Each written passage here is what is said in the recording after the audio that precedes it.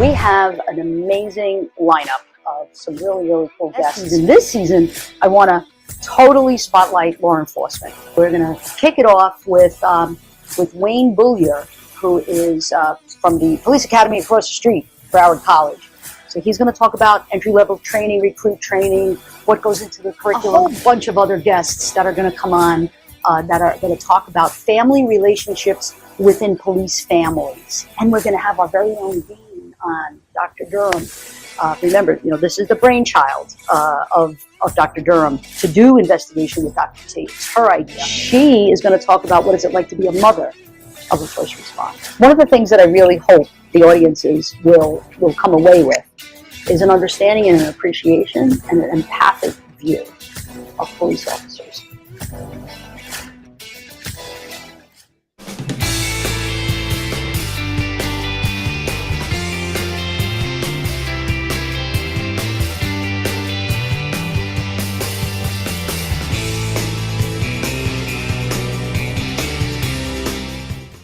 So I'm so excited about tonight because we have Renaldo Franklin, who's a group supervisor, special agent with the Department of Homeland Security, ICE.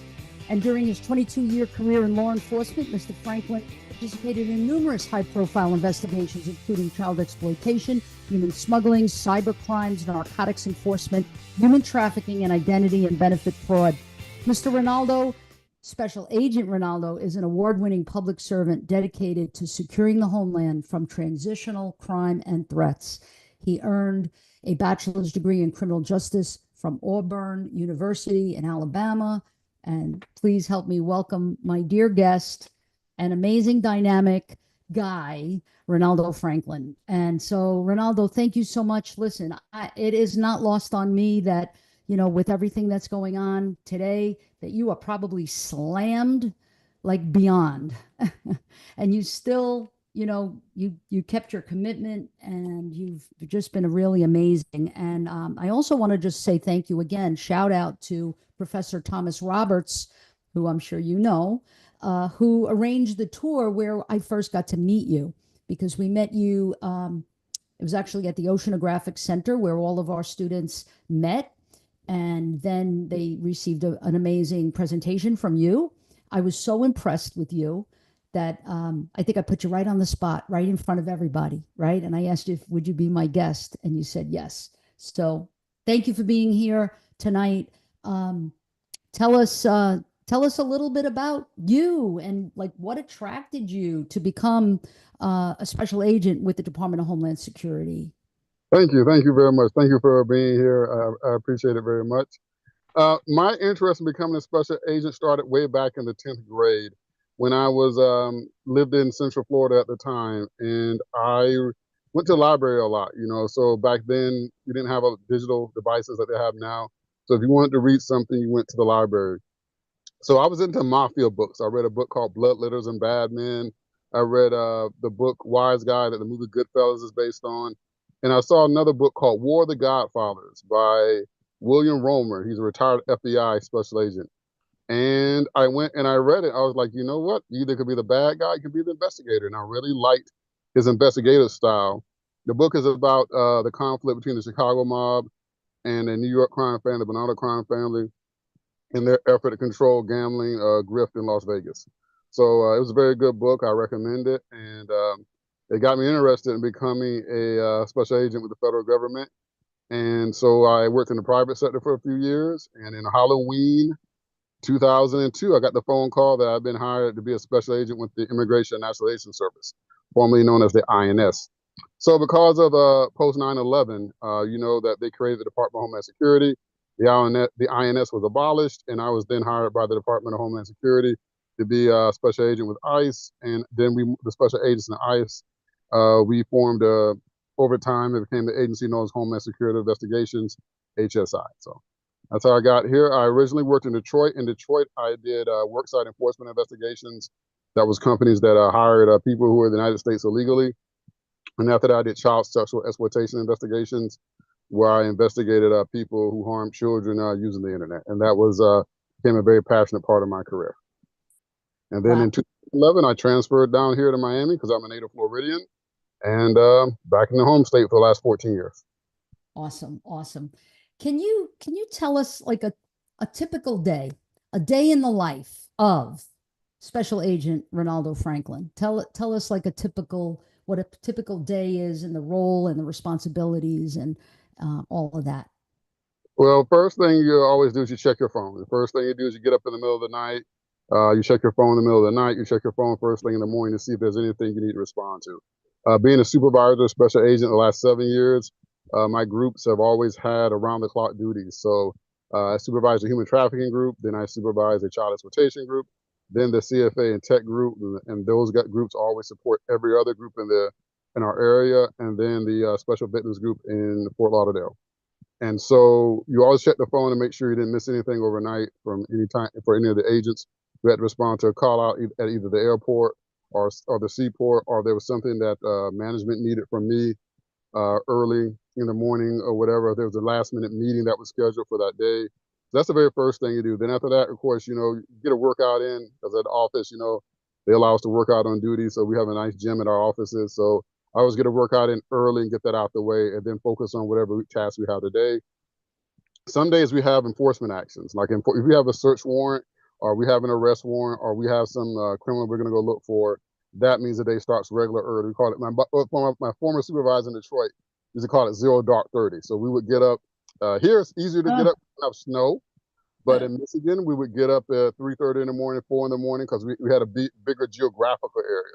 So we covered the entire eastern part of the state of Michigan, which is a lot bigger geographic area than I have to cover now. So we would get up, drive 2 hours in the snow and cold, go to someone's residence, and either do a search warrant or knock and talk or arrest somebody, then drive them back down to Detroit for court. And then we have to spend the rest of the day writing paperwork. So most of our work is investigative work. So it's interviewing people, interviewing witnesses, interviewing subjects. It's writing a lot of reports. It's doing a lot of memos. Every time you have a change in presidential administration, you have to do a lot of new policies and procedures. That happens. I've been through multiple presidents. It always happens. Even if you keep the same president, they usually change their secretary staff. So they usually change their cabinet. So the very first president I got hired under, I got hired post 9/11, and that was Bush 43. And it was his first term I got hired under. So I've been in Bush 43, I've been on Obama, I've been on the 2 terms of Trump, and I've been on the term of Biden. So each president has their own way of doing things, own policy procedures, their own people, and there are different things they expect from you. Some of the things remain the same. Like you have to go after arrest criminals, you have to process evidence according to law, you have to testify in court, you have to, go to meetings, you have to do outreach. So those things remain the same, but a lot of different priorities depending on who the administration is. But that's what a typical day is like, is really checking your phone, making sure there's no meetings, doing some working out, and then going and seeing what the day requires. On days we have enforcement actions, it's getting up early, meeting the team somewhere, going out, making sure everybody's safe. Search warrants, like you say, search warrants are very technical. You have to have a team. You have to have multiple teams for a search warrant. You have to have an entry team. You have to have a search team. You have to have an evidence team. You have to have a transport team. You have to have interview teams for the subjects. Then you have to, if you have victims in the case, you have to have a victim transport team. Make sure the victims may be interviewed if they want to be interviewed by a victim forensic interview specialist. So it takes a lot of work to put a lot of these things together. It's a lot of operational planning that goes into it, and a lot of meetings. You become a supervisor. I've been a supervisor for 7 years here. So it's either enforcement actions, improving reports, or meetings. Yeah. I identify. I feel you. I feel you. I rather get shot at than attend some of the meetings that we have to attend, but it's true. And also the other thing you mentioned is like, it doesn't matter who the boss is, who the big boss is, right? We just do our job. So like I was in 20 years, retired at the rank of lieutenant, and I went through many police commissioners, many mayors in the city of New York. And it was always a little bit of a shift. It's sort of like, it's like being on a big boat and, we change direction a little bit, but everything is the same. Everything still is the same. Your role, your responsibilities, what you're fighting and and how you're balancing everything. Because, balancing enforcement, especially of immigration laws, and at the same time ensuring human rights is not an easy thing. It's not an easy task.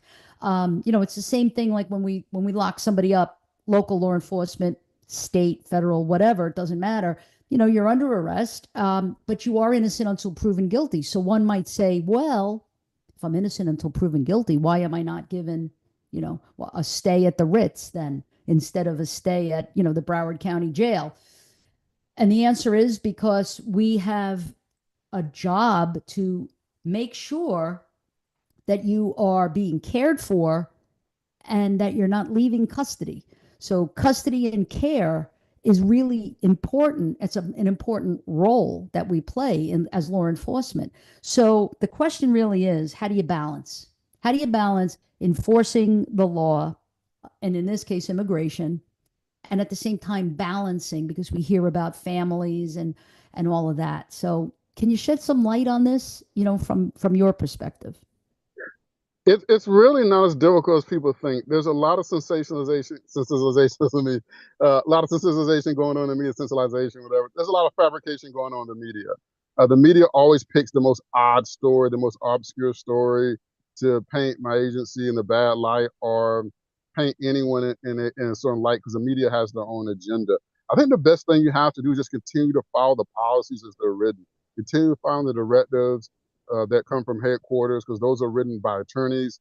As long as you're following the immigration laws of the United States, as long as you're obeying the laws and policies and procedures that come down from our headquarters, you'll be all right.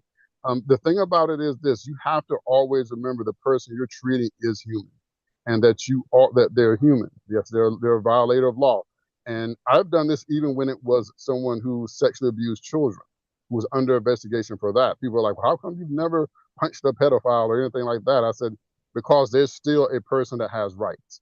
And you always want to do everything by color of law because you don't want to jeopardize any prosecution. You don't want to jeopardize the rights of the victim. You want to make sure you do everything, every I is dotted, every T is crossed. You want to make sure everything is done correctly. That's the same thing we do when it comes to immigration enforcement. We make sure that we follow everything from our headquarters, every immigration law, every immigration policy procedure. We do consular notifications for the countries that we have to do. We make sure that their health status is all right, their physical health. If they have minors in their care, we make sure the minors are taken care of, that they have someone that can take care of them, and that they're released in custody. We do a lot that people don't know. We've done so much in the terms of my 22-year career, where it's come to things that people may not know we've done in immigration for, like change diapers.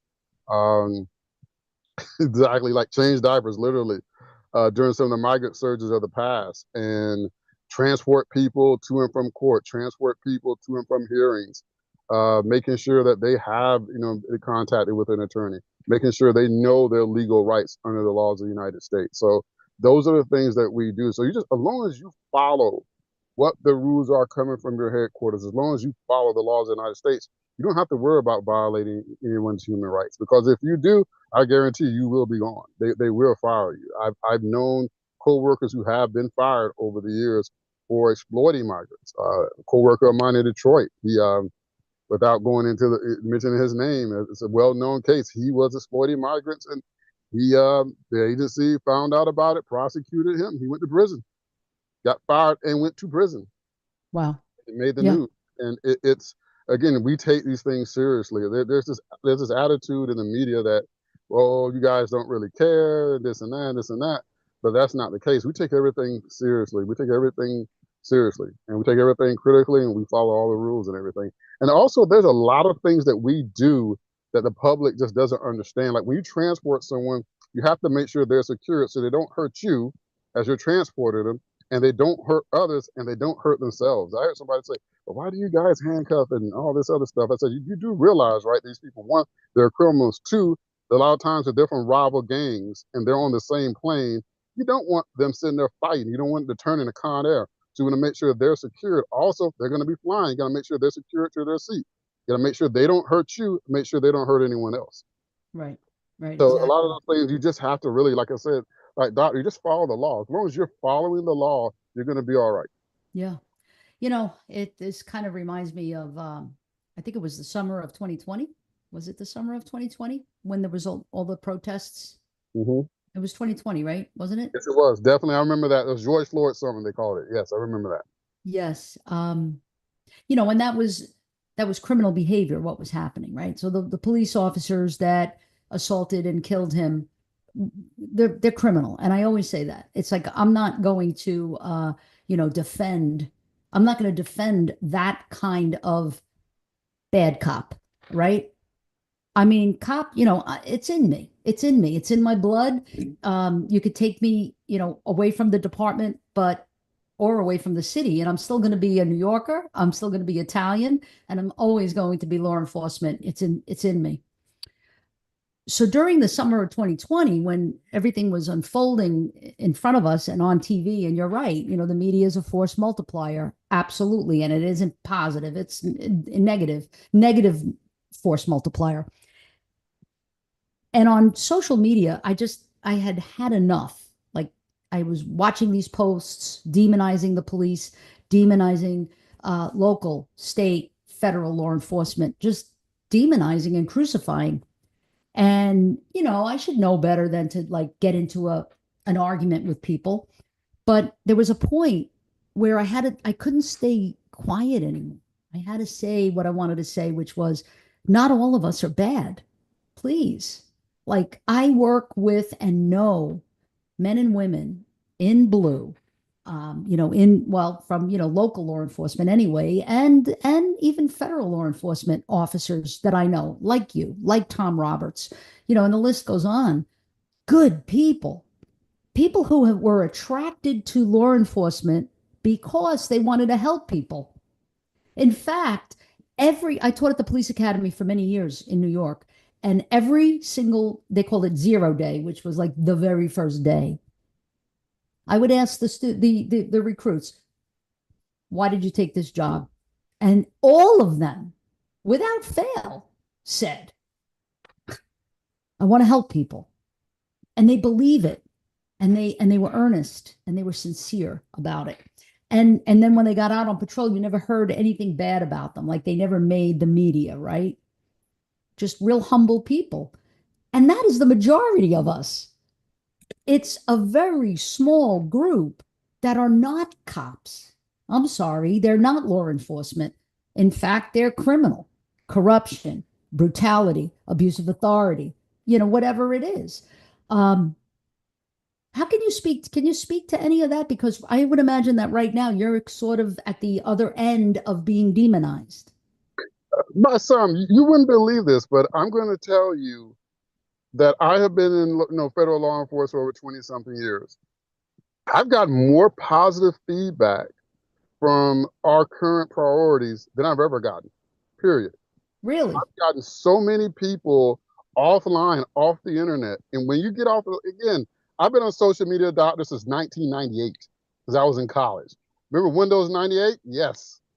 I have been on social media personally for that long a time, for 27 years. So I remember the old Zoom chat, the old AOL Instant Messenger, the old Remember that? The rooms? yes, the Microsoft MIRC chat, the old days. I remember logging onto the internet in Windows 3.1 in 1994 was the first time I ever went on the internet when I was in college at Auburn.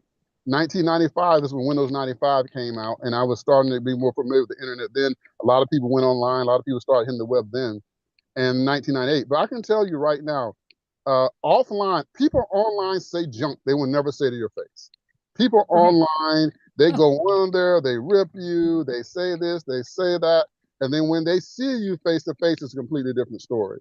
And the general public, even though they're connected, they're still majority not online that much. There's only a few trolls that are online for any topic, whether it's law enforcement, military, religion, gender, politics, whatever, education, anything. It could be banana splits versus banana milkshakes. The haters, trolls online always get the biggest audience, but the vast majority of people are not like that. And so I've gotten a lot of feedback right now. I've gotten way more positive feedback. I've gotten positive feedback by naturalized citizens. You and I both live in South Florida, in the Miami, Fort Lauderdale area. We have a lot of naturalized citizens here. We have a lot of legal immigrants here who have been giving me nothing but positive feedback regarding our recent priorities. Because why? They did it the right way. My neighbors, They've done it the right way. I have a lot of neighbors who have naturalized. They went through the process. They filed the paperwork. They went through years to become U.S. citizens. A lot of people I go to church with the same. They are doing it the right way. They did not want people to come in, especially recently, and violate the immigration law and be rewarded when they themselves had to do it the right way. So I get a lot of feedback. Again, a lot of the hate and a lot of the stuff is just online. But when you get offline and sit down next to people, the hate disappears. And it was the same way even during that summer, during that summer of all the protests and calling us race soldiers and all that stuff. I used to see online. You're a race soldier. You're out here serving white supremacy and all that kind of junk I would see online. You didn't hear it offline. When people needed police officers, they were there. When people got their homes broken into, they called us. When people, back then during that summer, when people needed help, they needed rescuing, they were being beaten up by a pimp, we were there. When children were being sexually abused, we went and arrested their abusers. It never stopped. Right. It never stopped. And that was the thing about it, was on the media, you were seeing all this stuff. You were seeing all these protests. And then you would literally go somewhere and it wasn't like that. And we had people coming up telling you, thank you for what you do. Thank you for all your work you do. Thank you for all the drama you go through and everything. So it's really not like that. But like you said, online, it's this weirdest thing. Like being online, you get a sense of things like for example, you would think like there's this big war going on about everything. And then you step offline, as they say, touch grass, as people online like to say, or go outside and kiss the sun. And you're like, what in the world is going on online? People are stupid. The internet changes people. People get, used to call it beer muscles when someone be alcohol with drink alcohol, and they would think they can fight and take on the world. Right. Keyboard muscles. Yeah, keyboard muscles. Oh, I whip you, and you're and then you see them online, it's completely different. Yes. Like, hey, you said you were going to beat me up or something? No. Right. I remember there was a certain, and that's the same way when it comes to law enforcement. Right now, I'm not seeing the negativity. Yeah, if I turn on certain channels, you're a Nazi. You're taking, like, first of all, how am I? I'm not killing anyone. I've never killed anyone. Two, and I told someone this, you know what deportation is, right? I said, what does it mean? They make it seem on the news that's anti-law enforcement that we're literally vaporizing people, and we're not, okay? Deportation literally is, for most people, is we take you to the airport, the commercial airport, MIA, Fort Lauderdale, we buy you a ticket on the taxpayer dollar, and we put you on a plane. We make sure you go on that plane, that door closes, and that plane flies off. And you're banned for, depending on your removal criteria, you can't apply for coming back to the United States legally for a certain amount of time.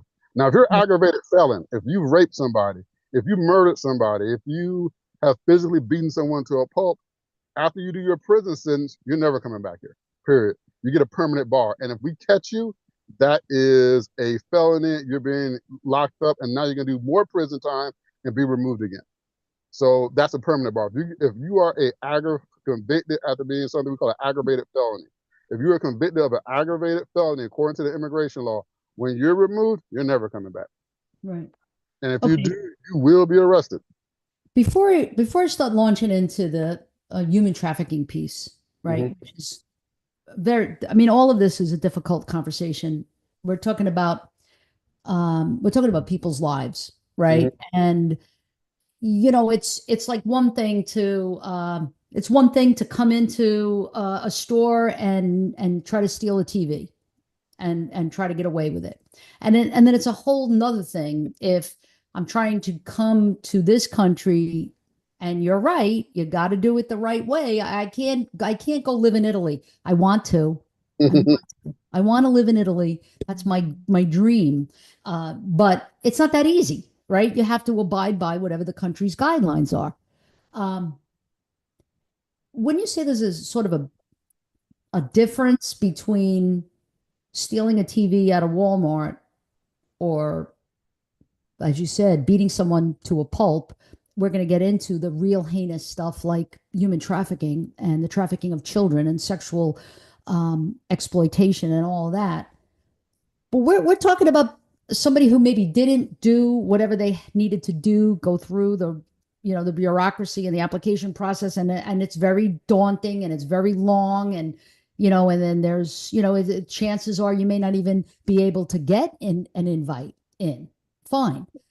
But would you say that it's sort of like, it's kind of heartbreaking to see people who have come here because they're escaping something from their country or they're escaping poverty and they're coming here for this better life that they think is going to be better because of maybe media, right? And it's heartbreaking. It's heartbreaking that now they are going to be deported, that maybe they're going to be separated from family. I mean, that's the part of this story. It's complex, but it's sad, right? It is, because there is this misunderstanding when it comes to immigration law in the United States that a lot of different political groups pitched the migrants that you come here, you do this and this and this, and you can sort of live, in the system, but not of the system. But you're still in violation of law and you're putting yourself at risk. And that's why our administration, even the last administration at the end, both were saying, do not come illegally. Do not come. If you want to come to the United States, come here legally. Come Right. here process. Right. And again, when you look at some of the nations around us in this hemisphere and the challenges they're facing corrupt leadership at a level we've never seen. There are countries, and I won't say it for political reasons, offline, I tell you, there are countries right now that if I was a citizen of, I'd be doing everything to come to the United States. Because those countries right now in our hemisphere, in the Western hemisphere, are failed states. And the citizens have no services. There's no hope for an improved life for your children or yourself or for your family. So I understand that. But again, we have this law, this process, and when you violate that law, you put yourself at risk. And like, to use your analogy, you may want a television and can't afford it, but if you steal it and you get caught by the police, they're still going to arrest you. They're Right. going to be like, hey, I understand that your television broke. I understand you've been laid off. I understand you're living with your cousin. I understand you have no TV. I understand there's football season. But stealing the television set from the big box store, you are still a violator of law. And now that I've caught you with the stolen television, you're going to be arrested. You're going to go to Broward County Jail. You're going to have to face a judge. You're going to be banned from the store. There's consequences always to law breaking. Well, And, there is. and that's the thing that makes it heartbreaking to me is don't put yourself in this position. That's why we tell people don't come here illegally. If you're here illegally, leave by choice, because if you're deported, again, depending on what you're deported for, you're going to be barred and you're not going to be able to apply. And that's why the current administration, different say, hey, if you're here illegally, just leave on your own. Just, take a ticket, take a, plane back. Because again, if you're caught, you're going to be arrested, you're going to be detained, you're going to be put in removal proceedings, and likely you're going to be removed. And that's just, the way things are right now, because Right. it doesn't take away that violation. And that's something a lot of people really don't understand. And also immigration law, a lot of times is more complex than what people want to report on. Immigration law is not a simple area of law. If you've been ordered deported by an immigration judge, if you've gone through the process and a judge says, immigration judge, and you go into a board of immigration appeals, they said you have no legal rights to stay here, then you have to leave this country. And a lot of times people don't want to hear that and they refuse. But again, the judge has said it. You've gone through due process. You've gone through multiple layers of due process. And all we're saying is, look, either you leave or we're going to help you leave. And if we help you leave, again, you're going to have to deal with those bar issues. And so it's a very bad thing, because you do understand, hey, I know that you're here a guard. You're not here to commit, you're not committing any other crime while you're here, but you being here still is a crime. And I think people really, I know you understand that, Doctor. I do understand that. And that you're being here, and that puts it, still, it's about, you still, like you said, you still think, okay, this person is a human being, so we always treat them with respect. This person is,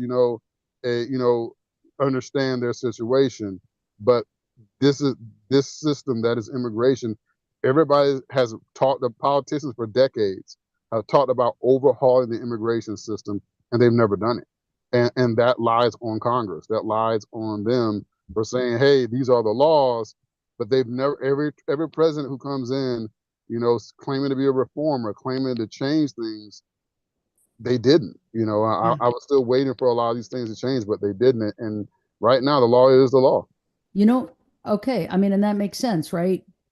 You talked before about things that we hear on social media. So this will be it for this segment, and then I want to move on to the human trafficking, sexual exploitation of children piece. So remember when I was talking about the summer of 2020 and how we were like, I felt like law enforcement was demonized, just generally speaking, with a very broad brush stroke. And when you had conversations with people one on one, it might be a little bit different. And you're absolutely right that, I like that keyboard muscles. That's awesome. We keep hearing the demonization of illegal immigrants, undocumented immigrants, folks who didn't go through the process the correct way and they broke the law.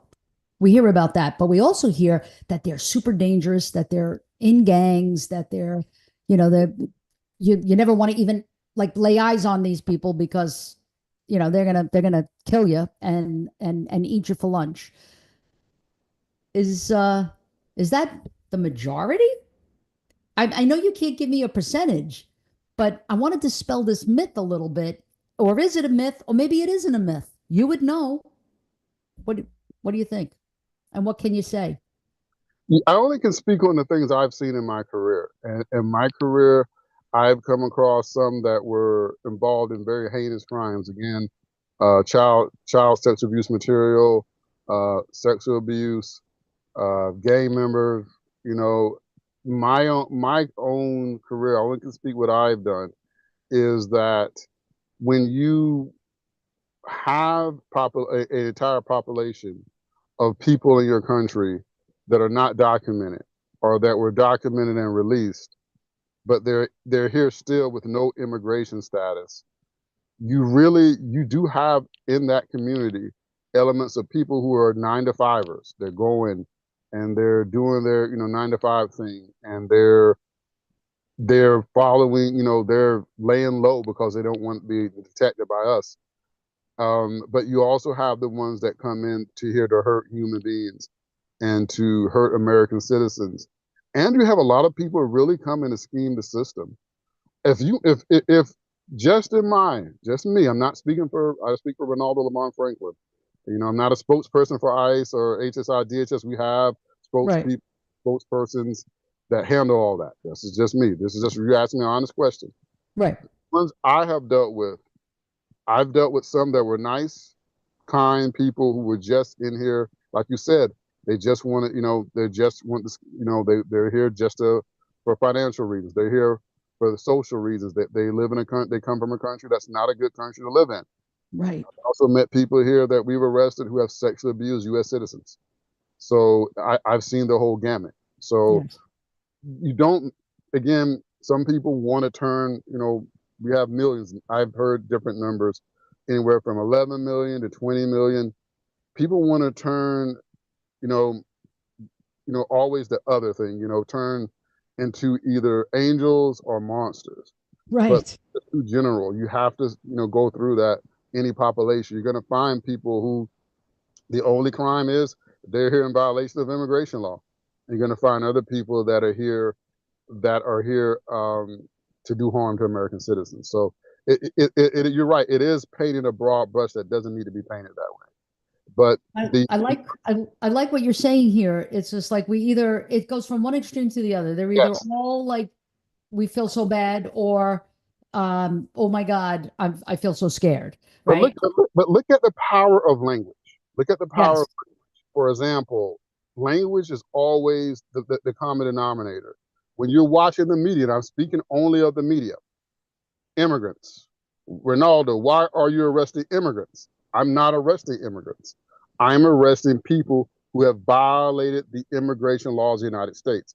I'm arresting immigration status violators, people who have violated the immigration law of the United States. That's who we're arresting. That's who I'm arresting. Right. Okay. I'm not arresting immigrants, but every time I turn on the news, everybody's an immigrant. Like, you realize some of these people aren't immigrants, right? Like the term immigrant is a legal defined term. These people, majority of them are not here with any immigration status. They do not have it. Yeah. So they are not immigrants. They're not even non-immigrants who are visiting. They're not visa Yes. waiver. They're not, they Yes. are people who are here who violated the immigration law. And Well, because of that, and then on the other side, like you said, you have the demons like, hey, I'm glad you caught those monsters. They're here, leeches and monsters to suck us dry. And I've heard the worst language I've heard to describe, what I would use the term, my agency used the term illegal aliens. I'm Legacy INS. We've always used the term illegal aliens. I had somebody tell me that's like calling them the N-word. I'm like, no, it ain't. I've been called the N-word before. You call me illegal alien all day. You call me the N-word, we're going to be fighting. It's not the same thing. Illegal alien. Okay, I'm going to go take you guys to naturalization law right here. An alien is someone who's not a citizen or national of the United States. An illegal alien is an alien who is in the United States or the territory of the United States in violation of the immigration law, the federal law of the United States. Legal alien was a term we used for years. Then all of a sudden it became this slur that it never was meant to be. But it's a neutral term, it's a legal term, and literally use the term illegal, you illegal. It literally, people were like ready to throw tomatoes at you. It's like, wait a minute now, wait a minute. It's a legal term. We've been using this term for decades. It's a legal term. The term aliens in the Constitution. It's in the federal law, like Title 8, United States Code. People stop being, crazy about this. That's a neutral term. You use it with some people, literally they want to hang you. So you're right. The power of language, monsters, demonize them all, get those leeches out of here. They're all angels. You guys are monsters yourself. You're the monster. You're the leech. Yes. Yes. Power Yes. of language to define things instead of using clear, consistent language. That's the power of, but that's everything. That's everything. The power of language. You could be all day just on that topic alone. Yeah. Let's switch to something that's a little bit more difficult to talk about, really. I mean, our conversation, it's complex, right? All of these issues are complex. And that's, look, they don't call law enforcement inviting them to a birthday party. Never happens. When you call 911, it's not because, we wanted to, invite you to come over for a cup of coffee. No, you're seeing people at their worst. That's what we do. That's what we're about, is kind of like seeing people at their worst, whether they're victims or perpetrators or somewhere in the middle. But what you do on a day-to-day basis regarding human trafficking and the sexual exploitation of children is mind-blowing. Can you talk a little bit about this work, which is so painful to watch and see?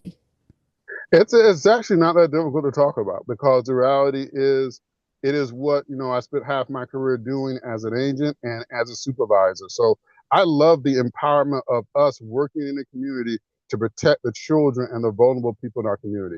That's what those groups do. That's what our group does. When we focus on human trafficking, it's not just sex trafficking that gets a lot of the media attention, but it's also labor trafficking.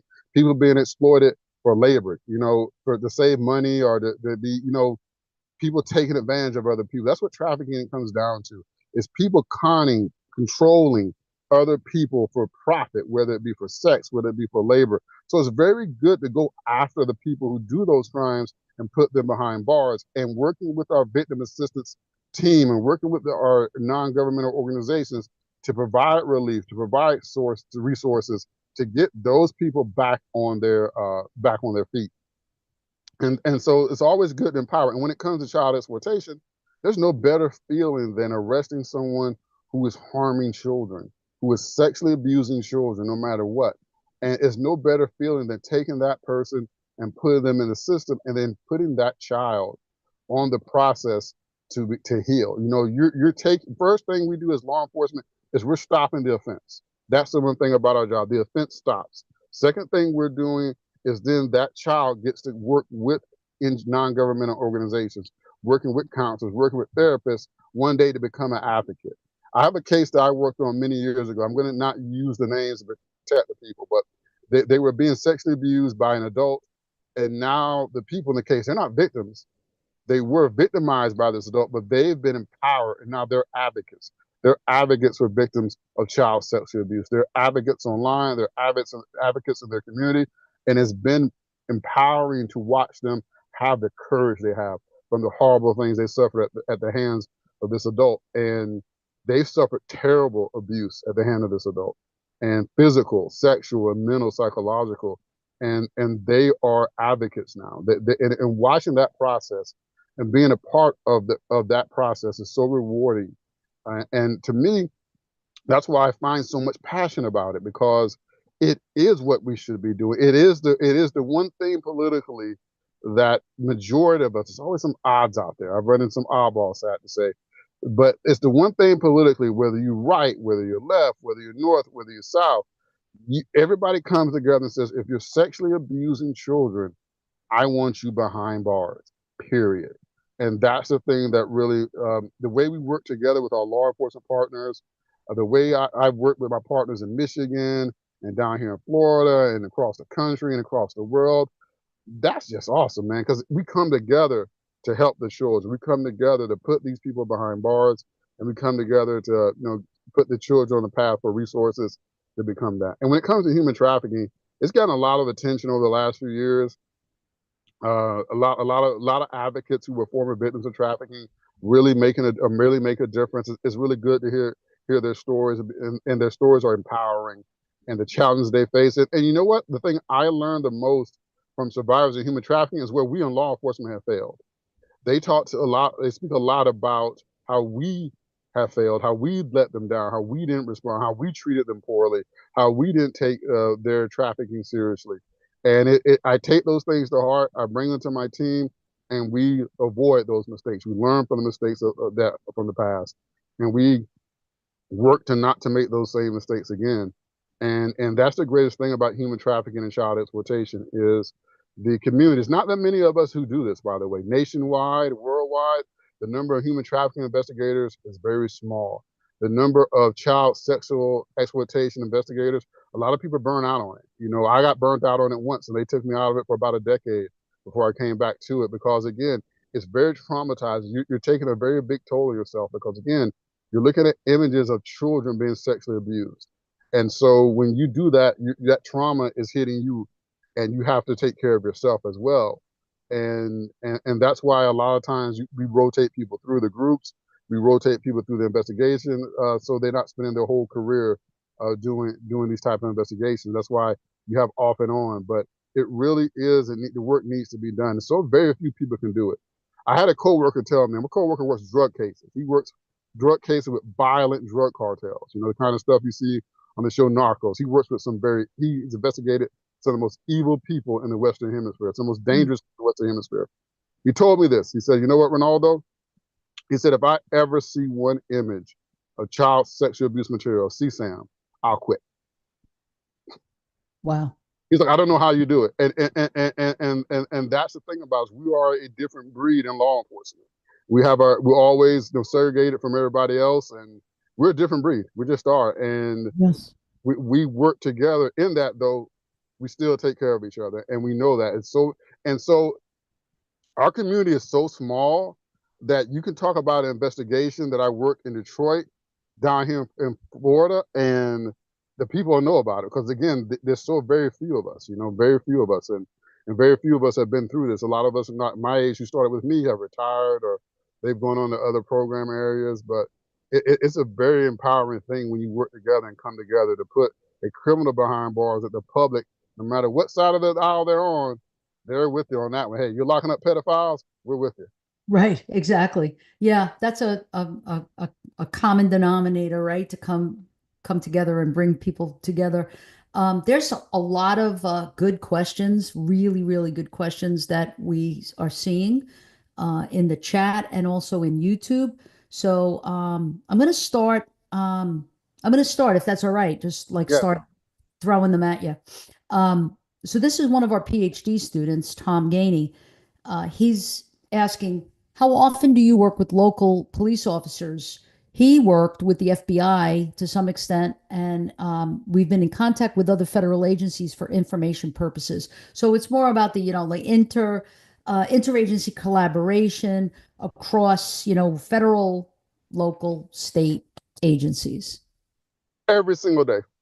Every single day. I work with other federal partners, state and local partners every single day. And I'm not being facetious, I'm not overstating it.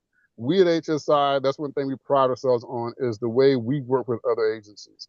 We work with other federal agencies, work with other state and local agencies every single day. No matter what the program area is, we work on it, whether it's, because remember, HSI, we're in the eye for immigration enforcement. That's, national priority, national emergency. That is the President Trump's priority. That's my priority. We still do our other program areas. We still have 21 other program areas that we do simultaneously. So we have cyber technology, we have child exploitation, we have money laundering, we have narcotics, we have information technology, we have antiquity. So we work with everyone, Department of Commerce, Florida Department of Law Enforcement, Broward Sheriff's Office, Miami-Dade Sheriff's Office, Hollywood Police Department, whoever you think of, we work with them here and nationwide. We have so many task force that we belong to that we're also sometimes the lead on. And so we work with our partners a lot, every single day. And that's the best thing we do in law enforcement. As one of my partners in Detroit, he works for HSI as well, still is with us up in Detroit. I won't say his name, but he says, you know what, Renaldo? The only thing we do in law enforcement right is the task force model. When we all work together, we take the criminals out. And he's right about that. 100%, 100%. I see that here in our university. I love working across the colleges. With Dr. Tara Jungerson, for example, from the College of Psychology, and even within our own college, which is Fischler College of Education School of Criminal Justice, we have the Department of Human Services, and we have people like Dr. Carmen Session and Dr. Maria Levy Minzy and Dr. Maribel Del Rio, who is married to Tom Roberts, as you know. So I love that collaborative, collegial, working together. Yes, 100%. Let me ask you this question. This is from an undergrad, one of our top undergrad students, Bailey North. What do you believe is the hardest part of working on these trafficking cases? It is the amount of resources that go into a case. It is not like you see in the movies where everything is done. It takes years. For a human trafficking investigation, I'm speaking specifically human trafficking, not child exploitation, a human trafficking case, whether it's labor trafficking or sex trafficking, even if you make the arrest within an hour, the case itself can take years. There's witnesses, there's victims, there's different laws. There could be other people out different state. There's a lot of travel. There's attorneys. It takes a long time to prosecute a human trafficking case. That is the biggest difference between the two. He said, what's the biggest difference between a child exploitation investigation and a human trafficking investigation, whether it be labor trafficking or sex trafficking? The amount of time, especially labor trafficking. A labor trafficking case is going to take you much longer than any of the other three. Why is that? Because labor trafficking, you have to have a lot of witnesses. The burden of proof for labor trafficking is very high. You have to have a lot of victims and a lot of witnesses, and you have to really have your stuff nailed tight. Because again, there's a lot of things that employers, especially if you're dealing with a big company, that can write off about, hey, you know what? They can explain their way and legally explain their way of a lot of the allegations. So labor trafficking takes the most amount of time. And if you have a lot of victims, you have to make sure, again, they have to have immigration status. So you got to make sure they have continued presence. You got to make sure they apply for T visas, trafficking visas, or U visas. You got to make sure they have deferred action. So you have to make sure that they're taken care of. Okay, once you get their immigration status situated, you still need to make sure a lot of them want to be moved.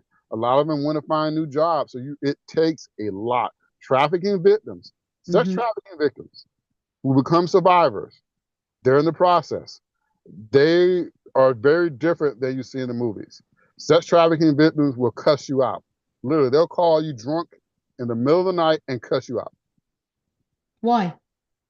Because they're fed up with the system. A lot of sex trafficking victims are system people. They've been through foster care, they were sexually abused, a lot of them in foster care, are physically abused, violently abused. They're from broken families. and they literally have been, law enforcement sometimes, sad to say, have been their customers or been the people who they've been, programmed, twisted against, poisoned against. And they see you, even if you're there to help them, you got to remember, you're the system. You're a federal agent coming to help them. And this is their chance to let the system know what they really think about it. So they'll call you at 3 a.m. and cuss you out. Wow. Okay. And you don't take it personal because you Right. represent the system, and they have been, in their eyes, victimized by the system.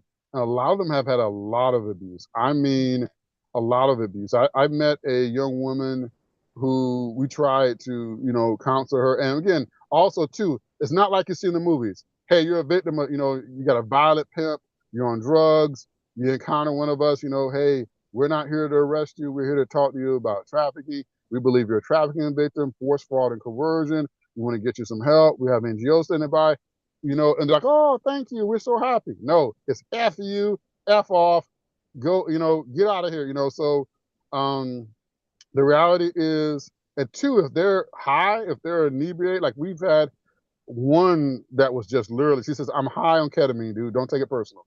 And she was tripping on ketamine. So can't interview them. There's no really conversation you can have because they're high.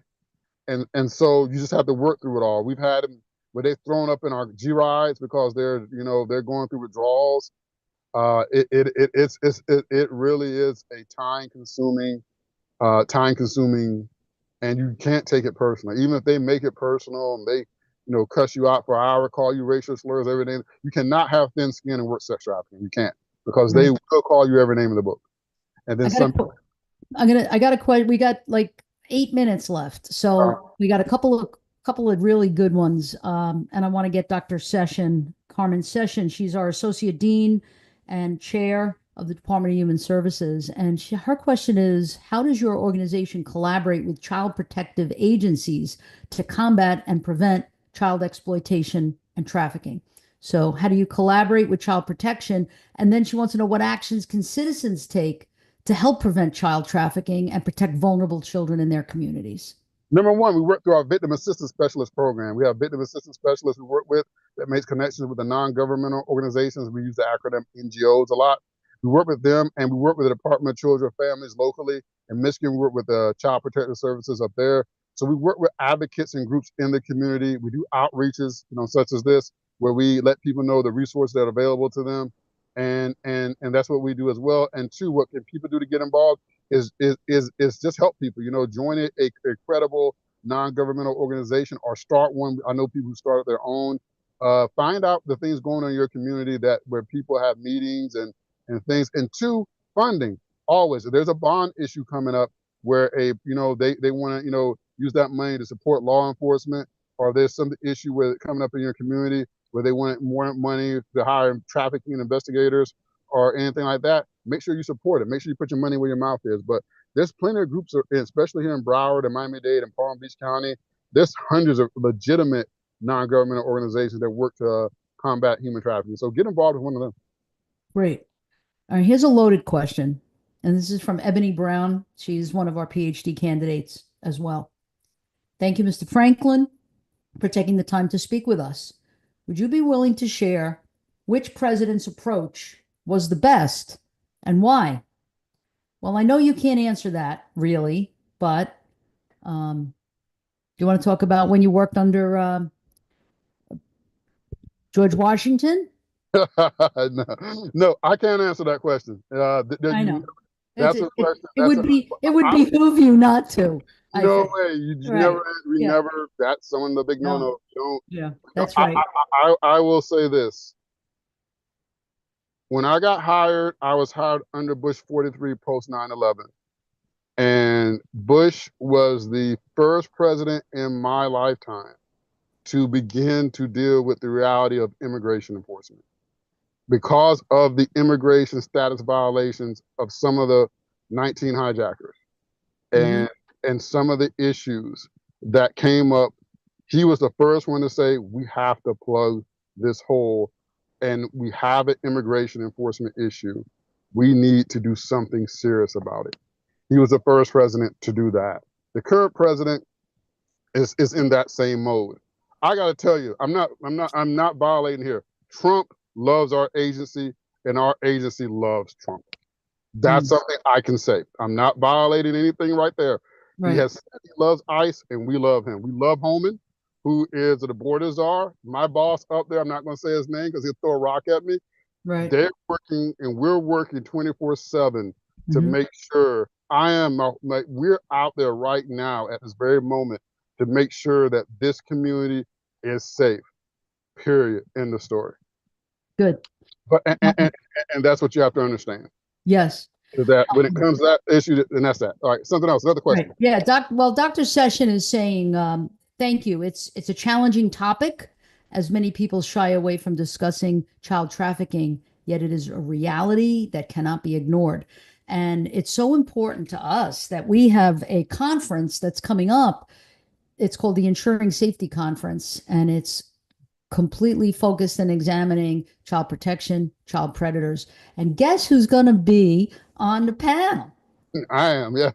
Yours truly, right, right, Yeah, in exactly. Yeah, person. thank you so much for that, for doing that. That's April 22nd. Now, look, this is a free, we really have a lot of people on this webinar, a lot of people. So you must have a lot of fans. Fans are haters. Like, who is this lunatic? I don't. You got fans, man. Okay. So no, it's like 35, close to 45 altogether watching either on YouTube or in the webinar. So every single person here, you know what I'm going to do? This is a shameless plug right now, what I'm about to do. So here we go. I'm going to do this. Let's see. I'm going to share this and da da da. And there it is. So I'm going to keep it up for a while so that people who are watching can take their phone and they can go right up to the QR code and register. It's a free conference. There's breakfast and also lunch. Amazing keynote speaker, Frank Williams. I don't know if you know who Frank Williams is. He was a former prosecutor, U.S. prosecutor for human trafficking. Another really great human being.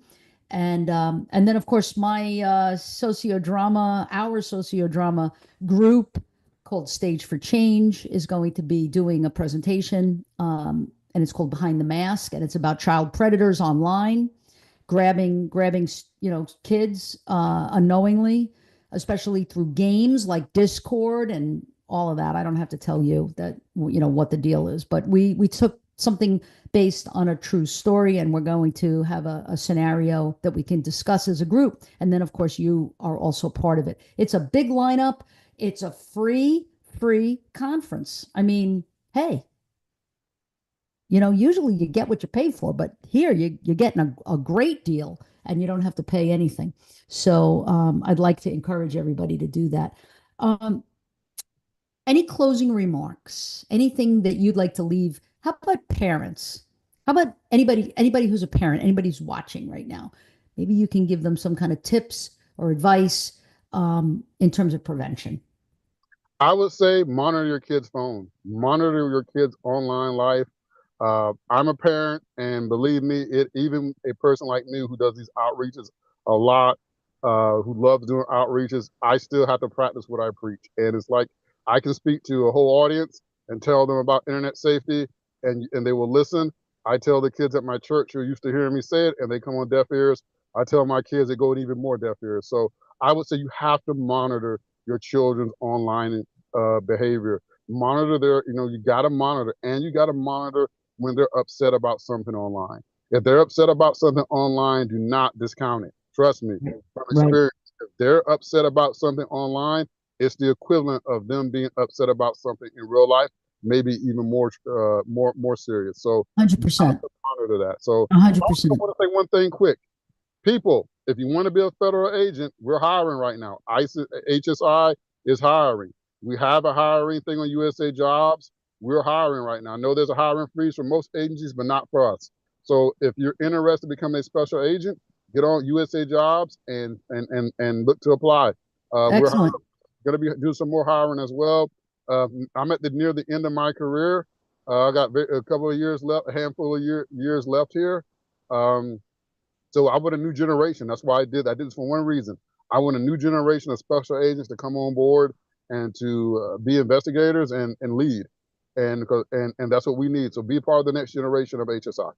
Thank you so much, Renaldo Franklin, Special Agent for the Department of Homeland Security and ICE. Thank you again, and we'll see you on April 22nd. Thank you. Really excited. Now I want to bring on somebody.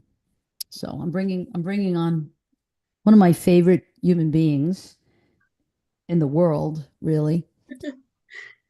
I know Annie a long time, it feels like, right? How many years? I don't know. It's been 4 years. 4? Since freshman year, yeah. Since your freshman year. And I've been impressed with you from the very beginning. And there are some people that we meet and you never forget them. They leave a lasting impression on you because of who they are, because of how bright they are, because of how earnest they are, because of how talented they are, and all of these things. So, I mean, the fact that you're graduating in May makes me very sad.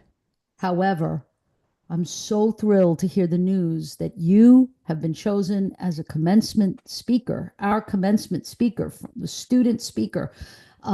That's like the valedictorian of the whole thing, right? Isn't it like that? It's like a valedictorian. Anyway, what an honor. You deserve it so much. I'm so, so incredibly proud of you.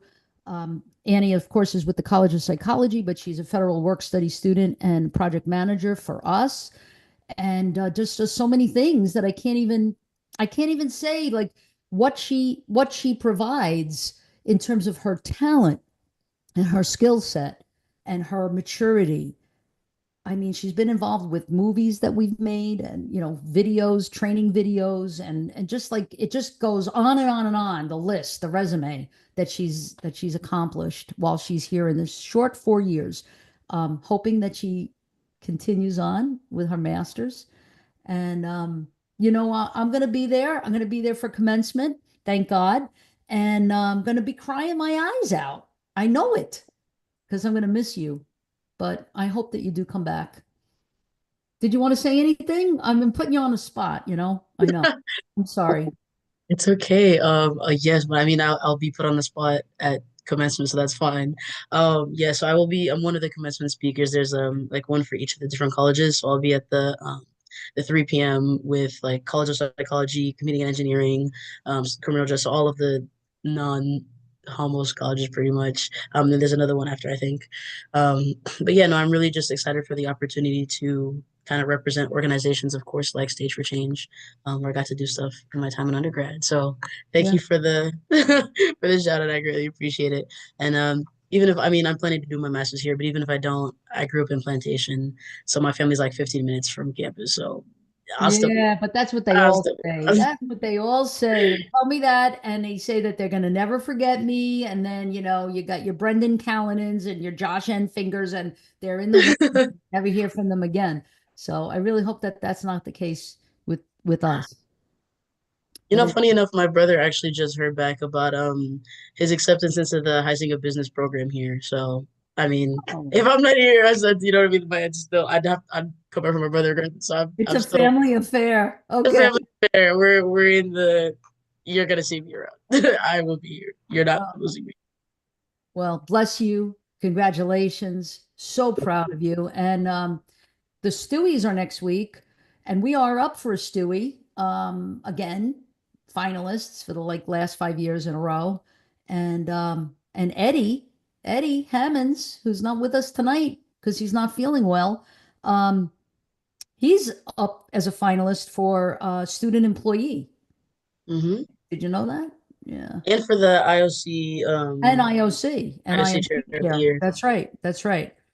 So anyway, we'll see. More will be revealed. But thank you so much, Annie, for everything. Thank you, Ronaldo Franklin, for being Thank here you with very much, us. and congratulations, Yeah. Ann. Hey, you wanna give her a little something? Yeah, congratulations. That's a very hard accomplishment. My daughter goes to Nova. It's a very tough school. To make the achievements and such that you've earned, congratulations. And I'm I love hearing that. And I join the doctor and giving you sincere congratulations, sincere respect. Yes. Thank you. 100%. Thank you all for joining us tonight. I'm so, so thrilled with our show tonight. I'm thrilled with Ronaldo Franklin, and I'm also thrilled with, of course, Ensemble Jean-Louis, I'm probably not pronouncing it right. I know my French is not that great. But anyway, thank you all for being here with us tonight. And we so appreciate you subscribing. If you haven't subscribed, it looks like we have some new people on tonight. So if you have not had a chance to subscribe to our YouTube channel, please do so. Just hit the subscribe and notification bell, and you'll find out every time we get we go live. So thank you again, and we'll see you soon. Stay safe. See you next week for our last show of the season.